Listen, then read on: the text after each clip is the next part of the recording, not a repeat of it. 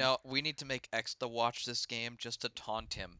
That's what it looks like when Rafael Soriano gets outs. That's so true. And I say to boot. So we had this was a very exciting game, very back Yeah, and we've got forth. having a The great series so far with these big oh, comebacks and definitely. high-scoring games and all that. So, should be interesting. Personally, I'll be honest and say I would not mind if all my games ended up in shutouts in my favor.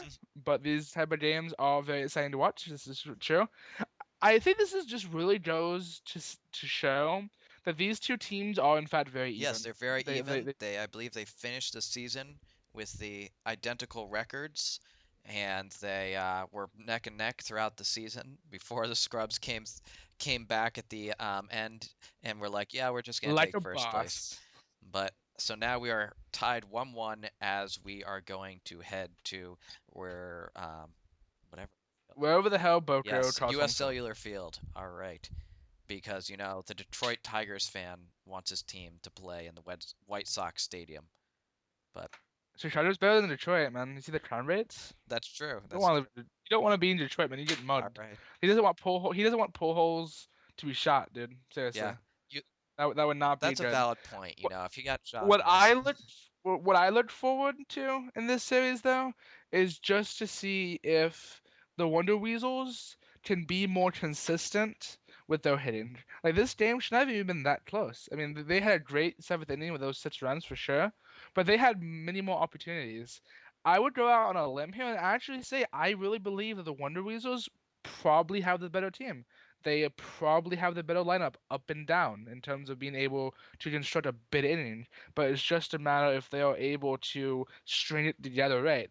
Because if they maximize their potential, and with Zimmerman, Pujols, in that lineup, who usually don't hit that well, but if those guys start hitting well, this team's, in my opinion, just seems to overmatch the Gorons at times, and the Gorons just kind of scrape for their runs, and they don't seem to really put together as much. So it just gonna depend on if the Wonder Weasels can live up to that potential if they can win this series. That's the key, in my opinion, the heart of the Weasels lineup with Zimmerman and Yep. Pujols.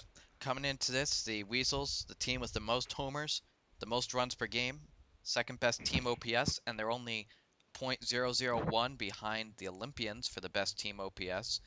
And against the Gorons, who allowed the least number of runs, and they've got the best rotation, but it's definitely turned into a big hitting series so far with both teams coming through.